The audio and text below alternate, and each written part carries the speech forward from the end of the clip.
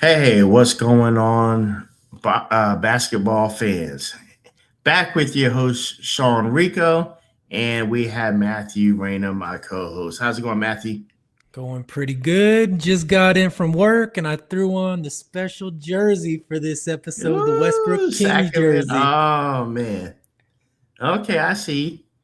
Uh, yeah, we're definitely going to save that to the end because what they did to the Lakers is going to show a lot what's going to happen with the Lakers and where they're going to be at towards the end of the season. Oh, I All think right. so. So, we've been having a good run. We are just talking earlier online about how we just talked about the Trey Young. And we remember you had just posted that, and we had just talked about that. And being traded to a team like Washington, I mean, he would be like the number one star on Washington because they don't really have anybody, right? Well, that's what you would think. I'm seeing rumors now that he's not even going to play. They're just going to kind of rehab him and keep him on Oh, the bench. I hope that's not the case because, like I said on the last episode, if he ends up playing for a bad team like Washington, he's going to average 30 points a game. So, they might as well let him get some run and sell some tickets. yeah. And what do you think about CJ McCallum actually coming to Atlanta? Is that going to be a good fit? I think no matter what, Atlanta is loyal to whoever the star is, so they're going to love him, and he's a scorer too. And but do you think he'd be a good fit for Atlanta? I think it's going to work out well because Atlanta is very balanced, and I think they just need. So they're 18 and 21 right now, but they have a lot of, like burgeoning stars. You got Jaylen Johnson there having a great year, averaging 24 and 10. You got Dyson Daniels, one of the best young defenders in the game. You got Nikolai Mm-hmm. Alexander Walker having a good year. Mm-hmm. Ricochet, we've talked about before, is yet to kind of live up to that number one pick potential, but not having a terrible year. You give him a veteran guard like CJ McCollum, who's not going to demand to be the star. I think Right. he's going to help those young guys, but Okay. also he's going to help you win some ball games, give you some of that like veteran wherewithal. So I think Atlanta won that trade in terms of no, yeah. I think Atlanta won that trade Mm-hmm. because it's not a great haul at all, but I think it'll help for what their team is. Right. But not much going either. Corey Kispert and CJ McCollum for Trey Young. You Mm-hmm. would think you'd get a bigger haul for Trey Young, but I think Atlanta just wanted to get rid of him, start fresh, and get a veteran in there to help some of their young future stars. Got you. Okay. Well, we'll see, man.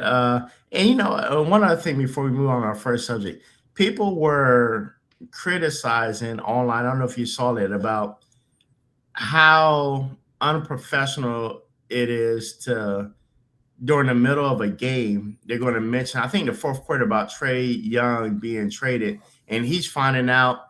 People are on the phones. Yo, Trey, look, you just got traded. Look at that. And he's like, and then he looks it up.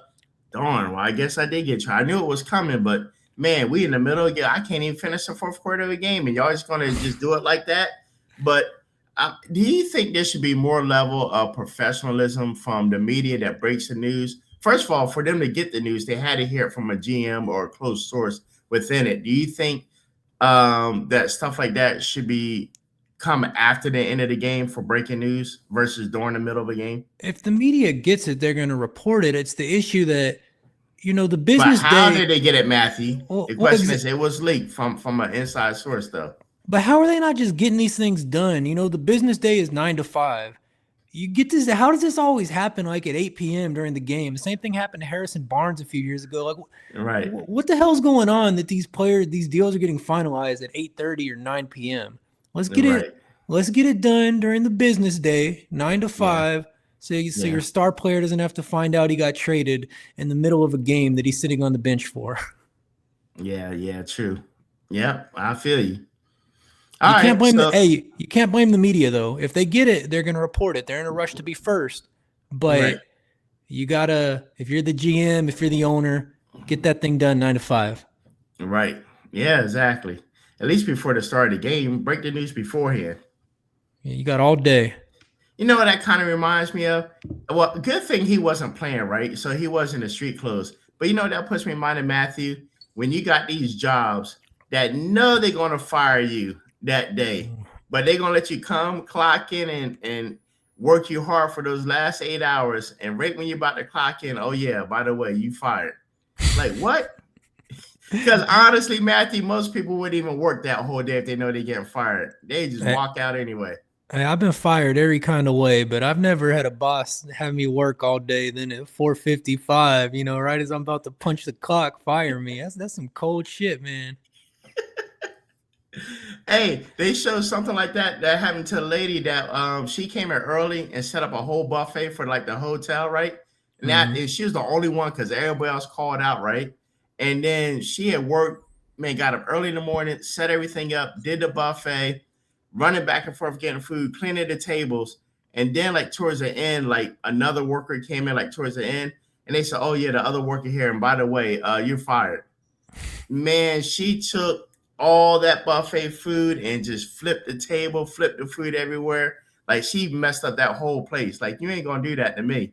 Good After I for came in her. early and didn't help you, Hey, good for her. I hope that's not how CJ McCollum handled it when he got told he was getting traded to Atlanta. Hopefully, he was a little more professional than that. honestly, I I don't think he really cared for Washington. And let's look at it this way, right? Atlanta's not like the top team that you're looking at to win a championship, but it's great for his nightlife and his entertainment, though. It's good for that, but on some real like ball player stuff, I think it's good because nobody wants to be on Washington because Washington's always going to lose. And if you're CJ McCollum as you're getting older, you're going to have to do a lot more on those Washington teams, on a Yeah. team that's going to lose anyway. But now he's in Mhm. Atlanta. He's going to be able to give some advice. He's going to be able to settle into a role where, he's averaging, maybe close to 20 points a game, but he's not having to do as much as he was doing in Washington. And his team's Yeah. probably going to be a little more successful. So it's a pretty good move for CJ McCollum. You got to remember, he came up in the playoffs every year with him and Damian Lillard. So being on Mhm. being on Washington and being on the Pelicans and kind of not having that success has probably been hard for him the last few years. So I Mhm. think I think he'll be enough to push Atlanta at least into maybe that 6 or 7 seed in the East. You know what, Matthew? Before we go on, since you mentioned Damian Lillard, right? I personally felt that them two were a great team together, backcourt duo, right? But when they split up and they did their own thing, and they did okay. Damian did his own thing, and of course with Giannis and Milwaukee, and Damian Lillard did his own thing, and but they were okay separate. But man, when they were together, man, they had each other back. I definitely think they shouldn't have broke them two up. Well, it's hard. They just needed a strong power forward or a big man. That was it. It's hard, man. You've got a duo and it's not winning after 7, 8 years. At some point when it gets to like year 5, year 6, people start talking about breaking it up, going their own separate way. CJ McCollum is a good player, but is he good enough to be the second best player on a championship team? I don't think so because him and Lillard had the chance and they never quite got there, but they both demand big contracts. So you're not necessarily going out and getting that star big man. I know when Lillard was first in Portland, they had LaMarcus Aldridge. And then when it was Lillard and McCollum, they had big men like, Yusuf Nurkic, where you're just getting kind of Hmm. a middle of the road big man because you're Hmm. spending all your money in the backcourt. And so I think it was probably time for them to break it up. I think Lillard is ready. Um, Lillard ended up ring chasing, something we thought he would never do. So I think he was kind of ready to look for something new to pursue that championship. Then I guess he realized the grass wasn't greener on the other side. Now he's back in Portland. Oh, McCollum, I was gonna say this, Matthew. What about I think they should have stayed together. That it was the general manager that didn't build the right pieces around them. And I say that to say this. Look when it was Steph. Look at Steph Clay. They were a good backcourt, right? mhm, But they also had like Draymond, and then they also had Kevin Durant for that year, right? I mhm. mean, almost impossible to beat, right? And then let's go before that. Who was another good backcourt duo? Rip Hamilton, Chauncey Billups. They had Ben Wallace and also Tayshaun Prince and was it Rasheed Wallace? Rasheed Wallace, yeah. Yeah. I mean, look at the team. So you got a two-man backcourt duo is never good enough. You got to have the right pieces because we could just look at Stockton and Karl Malone, right?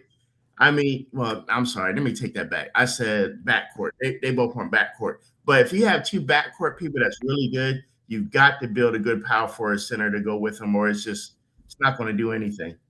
But it's a little bit apples and oranges because like those Pistons teams, they weren't spending as much on those teams, at least at first, because those were a mismatched group of parts. Rasheed Wallace had kind of started having to move around because people thought he had attitude issues. Ben Wallace was undrafted, kind of a journeyman when he got to Detroit. Chauncey Billups, Rip Hamilton, Tayshaun Prince, they didn't have the reputation they have now. I mean, they really built. But that's the key, right? The money was low. You didn't have to pay a lot of money, but isn't that what being a good scout is? Where you can find good deals at cheap prices? Sure, but if you got Lillard on the books for a max deal and you got McCollum on the books for close to a max deal, then, at some point, if you want to keep them together, one of them has to take a pay cut. You're not going to ask Lillard to do it, so you're probably going to ask McCollum to do it. And then if you're McCollum, why would you take a pay cut when you can go somewhere else and make a little more money? I just think it would have been hard to keep that team together if it wasn't winning. And it would have been hard to attract that top level big man you're talking about, But Matthew, it's funny you say that, right? Because there was a failed experiment like that. I think it was, help me with my memory, right? Wasn't it Kobe, Shaq, Karl Malone, Gary Payton? They all took Was the it ring Rick cut. Fox? Maybe it was something like that. I can't remember the exact five, but it was something similar to that. And I was like, man, on paper, that looked like a dynamite team. That was the worst failed experiment I've ever seen in my life. Well, they still made it to the championship, and they lost to that Detroit team, but they had some bigger issues than that. I mean, for one, GP still had some run in him. Karl Malone was very washed up that season. I think he spent at least half the season injured. But it wasn't about those guys. It was about Shaq and Kobe and their relationship. It kind of become unsustainable by that point because that team still could have won the championship. I mean, they were still in it. They were in the finals. They lost in 5, but I think that team had bigger issues than Gary Payton and Karl Malone. Right. But those guys were willing to take the pay cut because they were old. They're already multimillionaires by then. Yeah. They were already stars. They just wanted their ring. Yeah. It still didn't work. Well, Gary Payton got his and with the Miami Heat a couple years later. Yeah. All right. So we're going to move on to the next subject here. We're switching. Before we get to there, let's start it off with Kyrie Irving. We got, for all our fans out there, just let you know, we grabbed some pictures from online for some topics for us to hit up. Kyrie Irving will not return before the trade deadline and might not play at all this season. So my question to you, Matthew, if Kyrie Irving was back, would he make a difference? Would he be a good fit with the team? Let me grab what people are saying online. Many fans see Kyrie's isolation scoring and shot creation exactly what this roster lacks, with Flagg and AD more finishers and playmakers than true self-creating guards. There's talk about Kyrie, AD, and Cooper Flagg as a potential dangerous big three if everyone is healthy and available, with people saying Dallas could contend or win a title in that scenario. What are your thoughts on that? Yeah, I think Dallas would be a real contender. You add Kyrie right now. They might not be a championship contender because, Cooper Flagg in this scenario is going to be their second or third best player. And he's 18 years old. He's got a lot of maturing to do. But, you put a team of Kyrie Irving, one of the best isolation scorers of all time, maybe the best handle of all time, who gets to the rim effortlessly, but can still shoot from mid-range, can still shoot from 3, makes his free throws, just basically does everything right. That's going to get so many open shots for Cooper Flagg. That's going to open up so many driving lanes for Cooper Flagg. It's going to open up the post for AD. All your role players you got sitting in the corner like PJ Washington are going to get a bunch of 3-pointers off of Kyrie's movement and the way he breaks down a defense. I think that's true. I think they would be contenders. And, I know Nico Harrison got fired earlier in the year, the GM of the Mavericks. Basically that was so bad. Right. The whole city hated him. But you could see a scenario where I think he was probably going to get fired no matter what at some point. But a scenario where Kyrie was there from the beginning of the year and AD was healthy and those three were playing together, maybe at this point they have a winning record. Because right now, I want to say they're 13 and 25, 14 and 23. So, I mean, they're playing pretty bad, but you could see a scenario where Kyrie's there and they're like a mid-level playoff team. So, yeah, I definitely think he'd make a huge difference. But the question is now, if you're losing too many games, at what point do you say, just rehab Kyrie, come back next year? Because at this point, we just want the better draft pick. Right. Yeah, you're right. They're 14 and 23, but that's got to be frustrating with Cooper Flagg having a great college run, winning a lot of the games, and then coming to a team where you're under 500. And that's got to be a rude awakening come to NBA. Like, really? Like, even with my talent, I can't even help the Dallas Mavericks right now. But he's probably, you got to be a little more circumspect than that if you're Cooper Flagg. You're 18 years old. You're averaging 18, 19 points a game. You're getting your reps in. You're playing with a legend like AD. You're figuring out how to lead an offense. A lot of these guys don't come in the league and just dominate from day one. So I think he's fine with his development. He's done a lot of winning. He can get used to a little bit of losing. Did you see about a month ago one of his interviews? Like, he was like struggling at the podium. Like, he's like, you can see the frustration. Like, he's tired of losing. He was basically letting people know, man, I'm winning these championships in high school. I'm doing good in college. I get to the NBA, and man, we can't even break an egg, man. But you can see the frustration when you got a kid since high school to now that's just used to winning. He might not win a championship and everything, but this man is used to having an 80, 90% win record. To being like 300, that's hard. But it's important that you handle it well, because in the NBA, the NBA is a league of runs, both in game, but also, ups and downs throughout the season. You're gonna have some losing streaks, and if you have a player that can't handle that, then that's gonna ruin the team chemistry. We've seen that with countless teams over the years. So it's good for him to you got to develop a bone to handle a little bit of losing in this league, because it's gonna happen. Nobody goes 82-0. So Kyrie's out. You get Flagg in there, and he's doing good great. things. He had 32. He had 32 shots the other day. So he's getting to. He's going to get to try some things, and he's going to get to build some good habits. Then Kyrie comes back next year, and they're a contender right away. Yeah. All right. Let me ask you this before we move to the next subject. In the last couple of years, you always hear these little whispers and rumors about how LeBron was hinting around that he wanted Kyrie to come to the Lakers. If that would have happened and they had Kyrie, Luka, and LeBron James, and then the other pieces they have now, Austin Reeves and others, do you think they would make a good run? And if he was healthy, or is that too much on that team? I don't know. And do you think the rumor is right? Did he even want him there, or is that just talk? I think he wanted him there. I definitely think he wanted him there. In fact, he kind of embarrassed Westbrook when Westbrook was on the team, because at that point, the only contract you could have matched for Kyrie's contract was Westbrook's contract. So in this scenario, Kyrie comes in sometime in 2021 or 2022. I don't think the Lakers ever get Luka if they have Kyrie. So I don't see a situation where it's actually realistic that those three are all on the same team. But I just can't picture them all being on the same team. But I don't know if it would work. You got to remember, Kyrie and LeBron didn't work the first time. Of course, they got the chip, but the egos. Kyrie didn't want to be little brother, and maybe Kyrie's matured since then. But then you add in Luka, another huge superstar, and those are three just legitimate superstars of this league. And you might get a situation like KD, Harden, and Kyrie in Brooklyn, where on paper it should work, but it just doesn't. Too many egos, not enough ball. Right. Yeah, exactly. All right, let's take a look at our next subject here. Can you believe Max Kellerman said, I can't believe I'm saying this. I'll take Jaylen Brown. The reason I've seen too many playoffs games from Tatum where I don't feel like he was still the Jason Tatum that I'm used to seeing.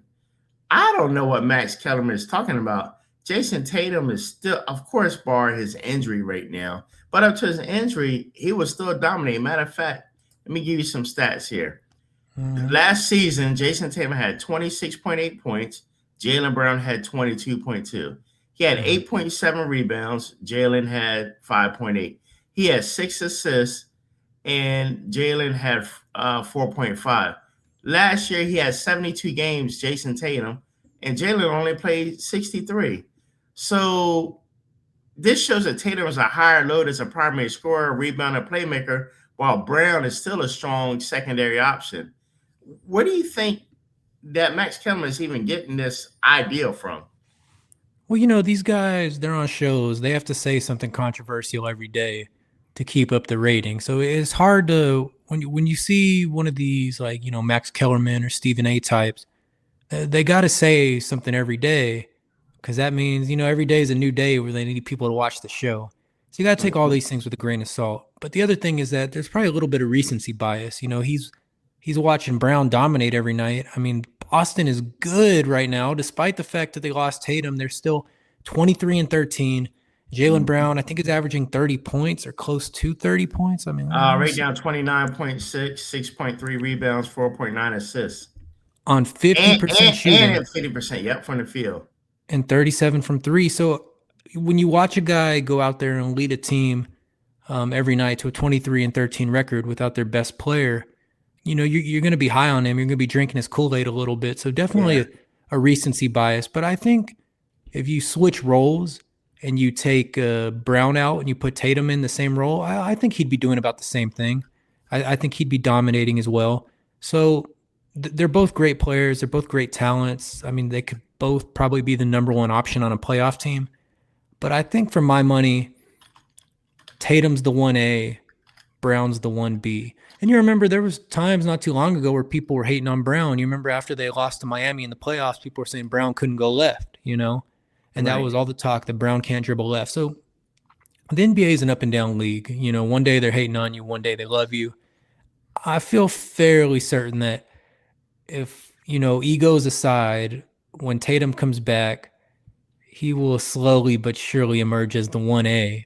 But there's going to be some games where Brown's the guy too. I mean, he's that good. There's going to be nights where he's better than Tatum for sure. Right. And there's one thing that I always hear. I want to remind people about Jaylen Brown. In 2019, Brown became a fellow at the MIT Media Lab, making him the first active NBA player to join the fellowship program. He has participated in MIT events, including speaking at the MIT Media Lab and taking part in sessions on topics like climate and technology, which is where the MIT Association comes from. Reporting on this recruitment and draft process repeatedly highlights his reputation for being highly intelligent, inquisitive, and independent minded, including choosing Cal with academics in mind and briefly navigating the pre draft process without a traditional agent. Um, but we know he went to the University of California at Berkeley. He's one of the top academic schools before entering the 2016 NBA drafts. Uh,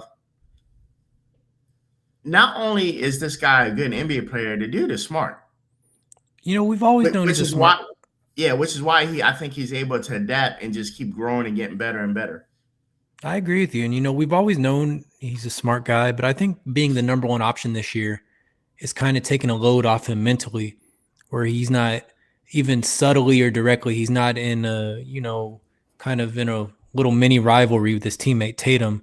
He's kind of settled into being the number one guy. It seems like I used to watch post game press Mhm. conferences with him where he'd be Uh-huh. combative with the media. He didn't seem like he was enjoying himself. Seemed like when the media members would try to joke with him, he was just kind of stone faced.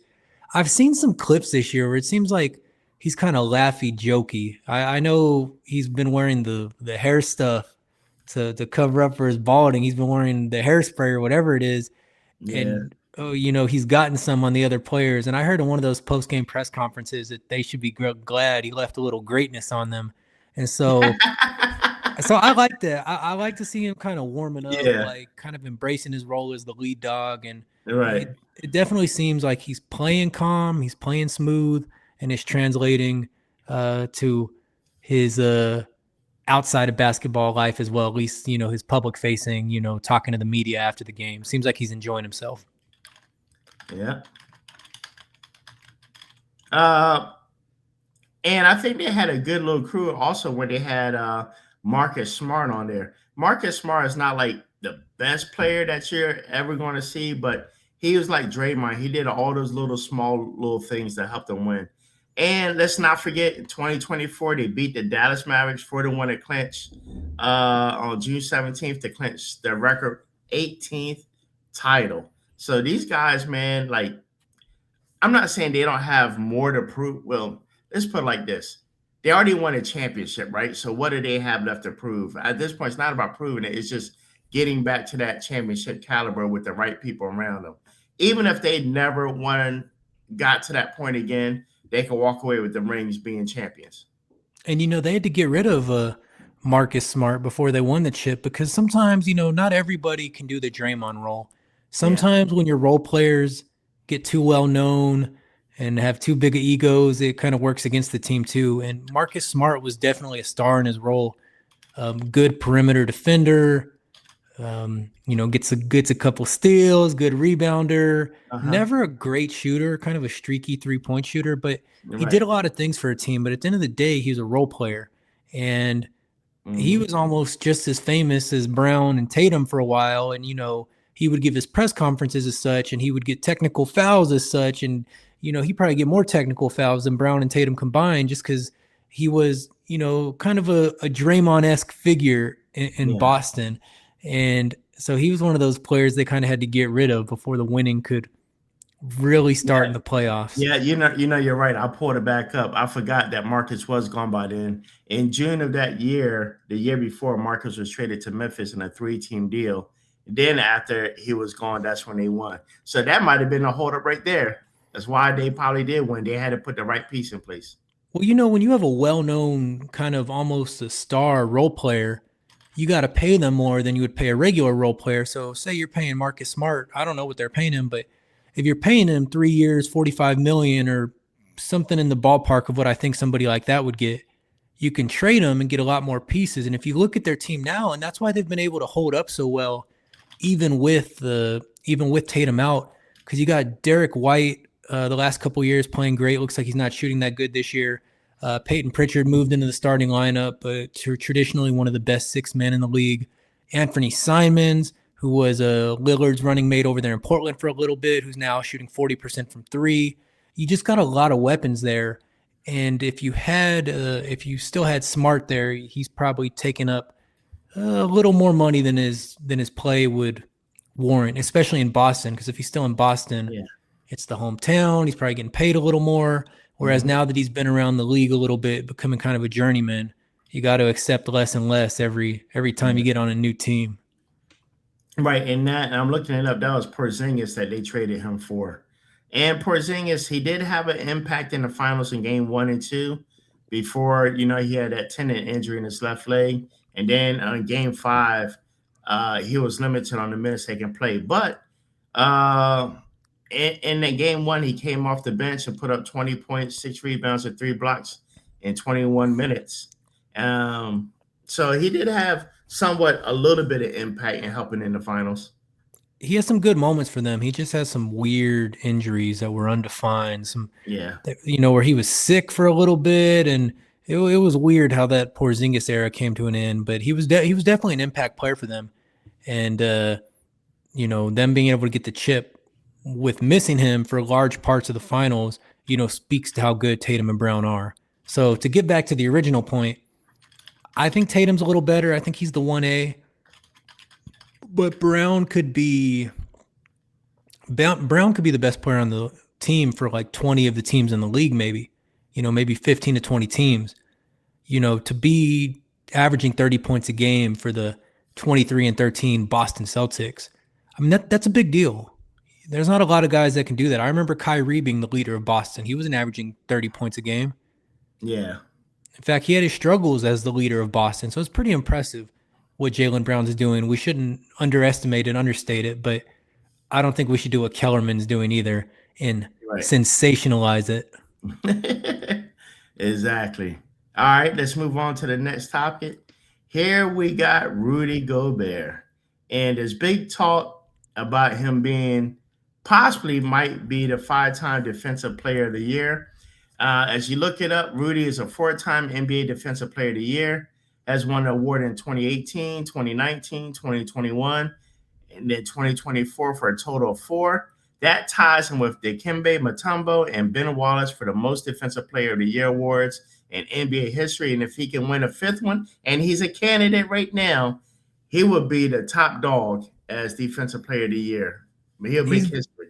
He's getting lucky because Wemby is missing games. So if Wemby's not playing 65 games, nobody's having more defensive impact than Wemby right now. You watch guys go into the lane and then just completely leave the lane just because they see Wemby. I've never seen guys turn from layups where the big man's on the other side of the paint. You know, they're coming in for a layup on the left and they see Wemby 5 feet on the right side of the basket. They're completely passing up layups. Wemby should be 1, 2, 3. He should have won it the year Gobert beat him. Then the next year, of course, he missed some time, so he didn't qualify for the 65 games. This year, it's going to be close. I think already he's maybe like 4 to 6 games away from not qualifying for awards. But I do think if Wemby was playing 65 games a year, he'd be getting some of these Defensive Player of the Years. And the knock on Gobert is that when some of these teams go small in the playoffs, you can't keep him on the floor. True. And if the Defensive Player of the Year is getting played off the floor in the most important time of the year, then is that really the Defensive Player of the Year? I never saw Draymond get played off the floor because Draymond can guard 1 through 5. Gobert can only guard 5. He can guard, or I guess he could guard a big 4 too, and he can be in the paint. So, you know, if the guards are getting in the lane, then yeah, he can do some rim protection. But every time you see him get caught with a wing or a guard out in the perimeter, he gets cooked. Like Luka cooked him famously. I forget which game that was when we hit the step back on him. So when the good teams go small in the playoffs or do their all, you know, shooters lineup, Gobert's got to sit down. I mean, you look at the playoffs last year, he played 27 minutes a game. And last year during the regular season, he played 33 minutes a game. And he only averaged 8 points and 9 rebounds in the playoffs. So if you're going to tell me he's the Defensive Player of the Year, then I need to see him be the Defensive Player of the Year in the playoffs. And if the solution is to sit him when teams go small, then I guess that's the solution. I mean, he can't help that he's a big, lumbering big man, and he can't guard shooting guards. That's not his fault. You know, his defensive rating is outstanding. The numbers probably justify him winning the award. But I think we maybe should look to go away from someone like him winning the award, the lumbering big man in the middle. Because Wemby's long and lanky, but I think Wemby could guard on the perimeter. And I think Wemby's quick enough, at least at his young age now, to guard on the perimeter. I don't think you could play Wemby off the floor because Wemby's quicker than Gobert. And I think his recovery speed would be a little better. And his arms are so long that even if he gets beat, sometimes he gets beat and he still gets the block. So once Wemby starts winning this award, Gobert will never win it again. But you do got to take out. You know what they love about that, though, right? You know who's so happy about Wemby and Rudy Gobert, right? Who's that? The people that's happy the most are the people from France. These are Frenchmen. Well, yeah, so France is loving it. So I'm in my mind, I'm thinking Wemby don't care. Like, man, another Frenchman, a countryman has won this. Man, they got better things to worry about. They're not even watching basketball over there in France. They're doing better things than that. So I don't know how much they're sitting with bated breath, waiting to see who won the Defensive Player of the Year award. All right, well, let's look at this. Let's look at some of the jokes they crack on. Many fans and players see him as a limited offensive player who gets paid like a star. Big contract, low self-creation. So they clown the idea that a guy with no bag keeps winning awards. His impact on screens, rim protection, vertical spacing instead of handles, and shot making, which some player fans just don't find cool. so they underestimate or dismiss his defensive value. That is true. I mean, I'm surprised sometimes when I watch their games just how bad his offense is. I mean, if he's not catching lobs, even sometimes if he gets an offensive rebound and he's more than 4 feet away from the basket, his moves or his lack of moves are very noticeable. His lack of any kind of cohesive shot outside of like a slam dunk, you know, or an alley-oop, it's noticeable. And you would think his free throws are horrible. And so you would think at some point somebody that knows, hey, I'm the most important defensive player on my team. You know, I need to get in the gym in the off season and at least get like a mid-range shot, you know, at least get a little 12, 13 footer, something. But, you know, that's not his game. You know, Rodman didn't do that. And Rodman got a lot of rebounds. Some people are good at one thing. But in this day and age where 1 through 5, all the players can do everything, you know, where a lot of the centers can shoot 3-pointers. And a lot of like the guards under the right situations, like you take a guard like Westbrook that can guard down low. You know, there's different players that are versatile, or like a Draymond that can guard a point guard but also guard a center. It's just interesting that Gobert is that limited offensively, and it makes what Wemby's doing all the more impressive because Wemby is the defensive player of the year type player, but also on the other side, giving you 30. Right. Yeah, that's true. So let's see, man. If at the end of the day, if he does win it, I mean, what can you say? He will make history, regardless of people agree or not with the defensive player of the year. Matter of fact, isn't that voted in by the fans also as well? No, they're not letting the fans have that. No. That's Wait a not minute. Who chooses? Hold on. Who chooses?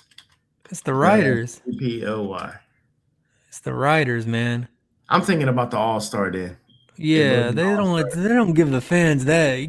That's chaos. Oh no, the NBA defensive player is chosen by the media voting panel. Yeah. That's anarchy. It's a panel of 100 to 120 sports writers and broadcasters from the US and Canada. Bro, you let the fans vote for these awards. You know, Bol is gonna win the defensive player of the year. That's total anarchy. You do not give the fans that much power. Ever. Right. I mean, you give the fans power. That's how we ended up with Peyton Hillis on the cover of Madden 2011, you know, because the fans voted on that one. You don't give the fans that much power. Got you. All right, and last but not least, Matthew, we're going to wrap it up with your favorite. Boom. Look at that. Look at Wemby. That. They beat the Lakers the other night, 107-91. What were your thoughts on that game, and how do you think the overall aspect? What do you think of the game and how it went? And could you tell early on that they were going to beat the Lakers? Yeah, I mean the whole game they outplayed them. You know, every single quarter they won every single quarter. And here's the important thing. Here's the thing, because Wemby obviously is on the minutes restriction, so he's coming off the bench. He only played 26 minutes last night. You get a great performance from your sixth man, possibly your sixth man of the year, Keldon Johnson, 27 points, 6 rebounds, 11 for 13 from the field. So on a night where Wemby only gives you 16 and De'Aaron Fox only gives you 14 and your young star Castle only gives you 15, to have a guy like Keldon Johnson step up like that, it's incredible. And so by the end, by maybe like the middle of the third quarter, you know, barring a big choke job, it was pretty obvious that the Spurs were going to win. And so that's a team, you know, right now the Spurs are the 2 seed, the Lakers are the 4 seeds. So that's a team you could definitely see in the playoffs. Yeah. So to really just kick their ass from pillar to post, and to the point where they just got so uncreative offensively, where it was just Luka chucking. I mean, I don't have the numbers right in front of me, but I think Luka had a triple-double. He had 38 points, 10 rebounds, 10 assists for the 86th career regular season triple-double. But it felt like he shot maybe like 30 times. It just felt like the offense had stagnated to a point, and they were just doing Luka isolation, or Luka forced pass, and shoot it once you get it so I can get the triple-double. You know, it just felt like everything was based around Luka in such a one-dimensional way. And, you know, I guess that's going to happen. Yeah, he went 13 from 26 from the floor. 26 isn't really a whole lot of shots. I mean, it's for a star, it isn't. It felt like it. It felt like he was chucking, and it felt like even some of those passes were like, okay, I've dribbled around for 18 seconds. So here, somebody take it and give me the assist. It Yeah, didn't feel like they were playing cohesive team basketball. And of course, Austin Reeves was out, LeBron was out. So yeah, this isn't what it would look like in the playoffs, most likely. But if you're the Spurs, you got to love that because the Spurs have struggled the last week and a half. They'll win a game, they'll lose a game. So to take this potential playoff matchup and win every single quarter and kind of progressively get better, because, it felt like maybe they won the first quarter by a couple points, they won the second quarter by a couple points. And then by the third and the fourth, they were really humming, they were really running it up. And I think they're really playing like a team where the fact that you can have a guy like Keldon Johnson step up and almost give you 30 in a game like this, I don't think the Lakers system would even allow for that right now because just right. everything's running through Luka. And if it's not running through Luka, it's running through LeBron. And even if they're both injured, it's running through Austin Reeves. It's all just like star ball, all ISO ball, and 18 seconds of dribbling with a pass at the very end. The Spurs are moving that thing around, and it looks good. And I just want to see it consistently. Give me like a week of 3 or 4 straight wins to run it up to 30-11. Right now they're at 27-11, maybe 26-11. So. Yeah. Give me 4 or 5 wins. Let me see them run it up a little, and then I'm going to feel more confident about them coming into the playoffs. But this is great when you're only getting 26 minutes from Wembanyama, who gave you 14 rebounds and 4 blocks. He's just a total force of nature. The real defensive player of the year. I don't care. Even if he doesn't play 65 games, he should be the guy, not Gobert. Right. And I love it. They're the 2 seed, and I think Yeah. they'll have a chance at some point to pass OKC for the 1 seed. All right. So right now I'm looking at the top 5, right? Oklahoma City Thunder is 31-7. Next is Detroit Pistons, 27-9. Third is San Antonio Spurs at 26-11. Denver Nuggets, 25-12. And Los Angeles Lakers, 23-12. Matthew, before we get out of here, one more small question. Why, when it comes to regular season, why does the West Coast always have more wins and does better than the East Coast? I mean, there's money everywhere. Now, sure, there's other markets like Charlotte and Washington, other places that have small salary caps and all that, right? But why does the West Coast dominate so much when it comes to regular season wins? And I think if you looked at it, you would find the Western Conference probably dominates in championships too.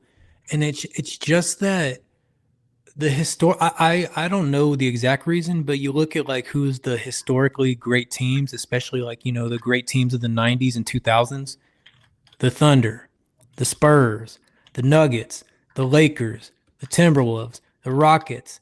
And then it gets a little shaky, but you see the Warriors, you see the Suns, who have, had some great moments throughout the 2000s where it's just so many teams in the Eastern Conference are just, okay, you went 15-67 for 5 years, then you had 1 playoff run. Even the great teams, like the Pistons, a historically great team, mediocre so many years. The Knicks, a historically great team, mediocre so many years.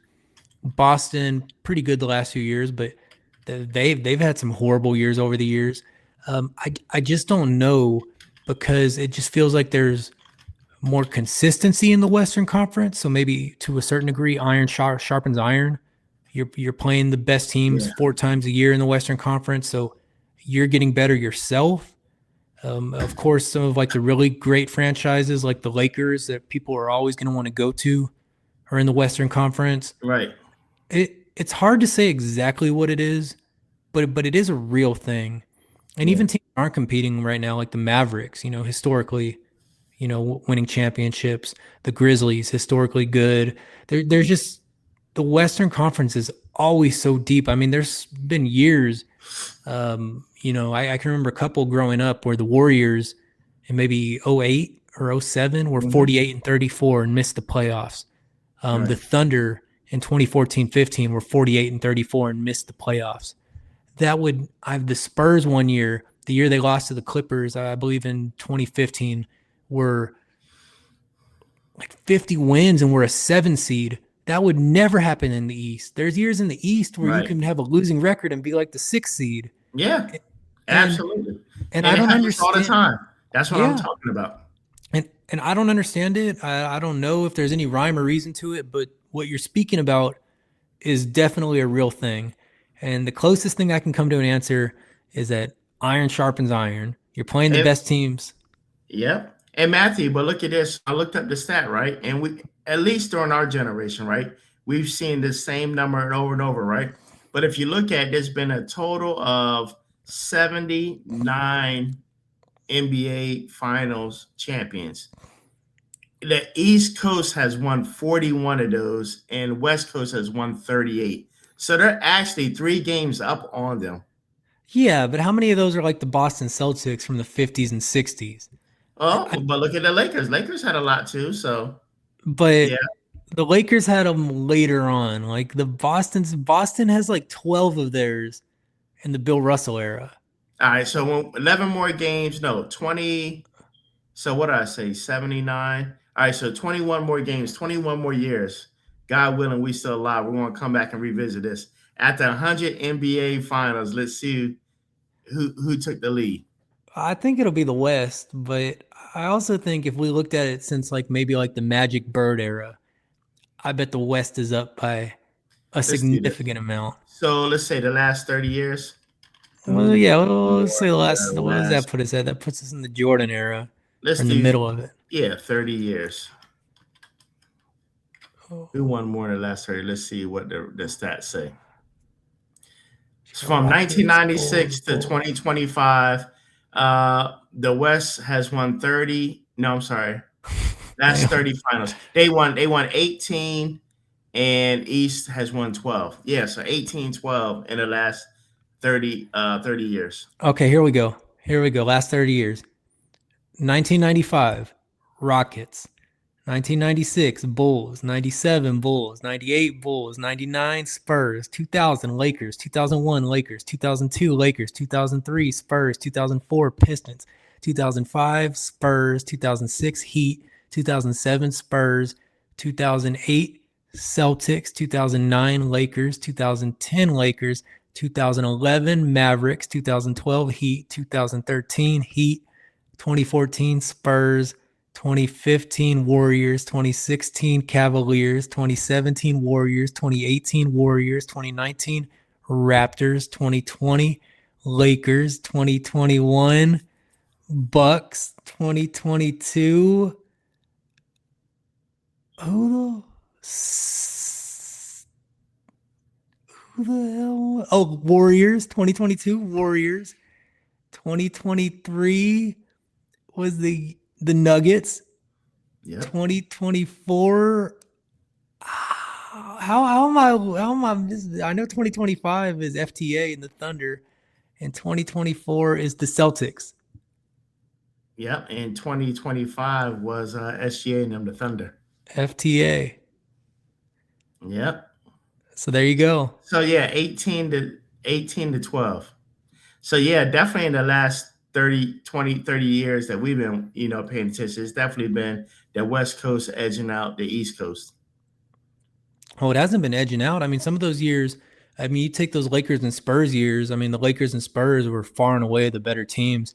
And every year they get the Nets or the Sixers I mean, they both beat the hell out of the Nets in the playoffs. So those were like 4 or 5 games. Those 2000s Pistons teams were pretty good. But for the most part, all of the great teams, you think the Lakers, you think the Spurs, you think the late era. And the Miami ones that you said they won, that when it was LeBron and Dwayne Wade and Chris Bosh? Yes, sir. The big three. And then the 06 was with Shaq and D Wade. Yeah, Shaq and D Wade. So they've had, that was a great team. So that was maybe one of their exceptions, but yeah. Now, man, the one out of all the names that you mentioned, right? To me, the one that just seems like it don't fit, that was the shocker, was the Toronto Raptors. Out of all people. That was a great team. Yeah. That was Kawhi. That was the last year we got a semi-healthy Yeah. prime Kawhi. He was incredible that year, and he was just mowing through everybody in the playoffs. So the first round they had the Magic, but the next 2 rounds they had to go through the Sixers and the Bucks, and that was a great Bucks team. That was a Bucks team that was 2 years shy of winning the finals, and that was a Sixers team that had Embiid and Jimmy Butler and JJ Redick and of course Ben Simmons. And that's where he made that great shot to send them home. Then to beat what was left of the Warriors because they were kind of ravaged by injuries. But he was so dominant in the playoffs that year. Yeah. And Kyle Lowry was like the perfect role player to have with him. Yeah. Here it is, the 2019 Finals starting lineup. Point guard, Kyle Lowry. Shooting guard, Danny Green. Small forward, Kawhi Leonard. Power forward, Pascal Siakam.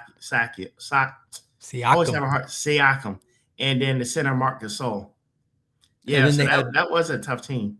Yeah, and then Marc Gasol goes to the bench, and the backup center is Ibaka.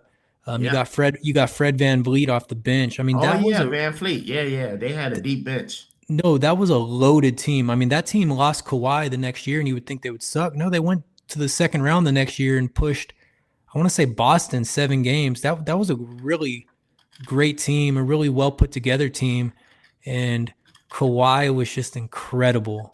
I mean, he was just marvelous that whole season. Every game I watched, anytime he took a mid-range jumper, he just couldn't miss. So to you, that's a surprise about the Raptors, but to me, that is not a surprise. That was an incredible team to watch. So that year, the total salary that year was $137 million, which was over the cap and into the luxury tax. Lowry was 31.2, Leonard was 23.1, Marc Gasol 24.1, Serge Ibaka 21.7, and Pascal 1.5 because it was his rookie deal. Damn, Marc Gasol was making more than Kawhi. Yep. Man, Kawhi was earning every bit of that $23 million, man. He was so good. And there were stretches in the playoffs where he would just do 3 or 4 game stretches, averaging like 35, 36 points a game. When you look at his final numbers for the playoffs, I think it's closer to 30 points a game. And the shooting is solid, but not spectacular. But there were stretches where he was just 50, 50, 90, 35 points a game when it came time to eliminate guys. And, he was so good that year. And it's such a shame what injuries have done to his career because he was incredible. Oh, man. Yeah, those injuries, man. People have lost faith in Kawhi Leonard, man. And for good reason. I was rooting for a couple of those Clippers teams that had Westbrook on them. And he just misses so many games. He's so impactful, but then he misses half the season. And at some point he's going to come back and he's going to have lost his step. That hasn't happened yet. He's still very good. He's still automatic from mid-range, but you can only give up so many prime years to injuries and come back the same person so many times. So at some point it's going to catch up to him. And right now it's caught up to him in the sense that he misses a lot of games, but every time he comes back, he's still very good. And at some point he's going to come back and he's just not going to be as good. Right. I can't find it now, but I remember one time they're talking about how much he scrounges and hold on to his money, that one time somebody put him on blast because he came to a Wingstop and used a coupon. And he's like a multimillionaire. But people like him, man, they smart, man. Just because you got millions of dollars don't mean you got to pay full price. And who's that football player? Marshawn Lynch. They talk about how he has not even spent any of his NFL check. He's only spent his sponsorship and endorsement checks. There's a lot of stories out there about Kawhi. I don't know how many of them are true because he's such a fun, interesting guy. And, he's quiet and he's to himself and has his interesting personality. So a lot of those stories are kind of bullshit, but there's a lot of stories out there. The one I saw when I was in San Antonio was that he still drives his Ford Explorer from high school. And maybe that was true when he was in San Antonio. I don't know if that's still true now. Yeah. Yeah, and I'll end it with this. Nothing was more funnier than when he won a championship because they were teasing about never smiling and cracking jokes. And you remember after they won, he said, "And for all y'all, aha, Even that sounded weird, man. The laugh that he tried to make fun of it. But I love the original moment where he did that laugh at that press conference Yeah, before the season started, because it's so relatable, like laughing at your own joke like that. He yeah. said, "How'd it go?" He said, "Well, what should the people of Toronto know about you?" And he said, "Oh, I'm not just gonna go up here and tell you my whole life. I can't even see you." Like, I mean, that just every time I watch this shit, it cracks me up. And there was another time they asked him, "Oh, what will this championship mean to the city of Toronto?" And he said, "I ain't been here that long. You're gonna have to ask somebody on the street or something." He's just a real dude, man. He I is. like him. I do too, man. All right, well, Matthew, man, I appreciate it, man. We had fun. Another great topics, man. We're looking forward to returning Wednesday. I know we're gonna have a lot of games this weekend, and we're gonna have a lot more to talk about. Any games you're looking forward to this weekend before we get out of here? Man, I'm rooting for the Kings, so there's no games I'm looking forward to. They're all they're all tough games for the Sacramento Kings. They're all just more losses and more losses. I am looking forward to seeing them in Austin, Texas next month on February 21st. I'm gonna go to that game, the Kings versus the Spurs, and it's a Ooh, special edition game in Austin, yeah. Texas. Wow. Okay. I've got my And ticket for that one. yep, and I already got my tickets for next Saturday on the 18th. I'm going to see the Rockets versus Pelicans at the Toyota Center. So I'll be looking forward to that one. If I get some good video and shots, I'll definitely make sure I'll show some of the clips and highlights from that game on here. Well, you go ahead and yell at those Rockets to feed Kevin Durant, man. Yeah, Matthew said feed KD. What are Feed y'all him. doing? He almost gamed it again last night. He didn't quite get there. He missed the game winner. And then I don't know if Yeah. you saw that. Eason tried to tip it in, and it Oh was just, yeah, and the buzzer and the red light came on around the yep. it was so, one Yes. tenth. If he had 1/10 of a second more, it would have been off his fingertip. Yeah. Yep. Heartbreaker. Denny Avdia outduels Kevin Durant. Who would have thought they Uh-huh. would have heard that? Yeah. Well, every dog has his day, right? Every Denny has its day. Yep.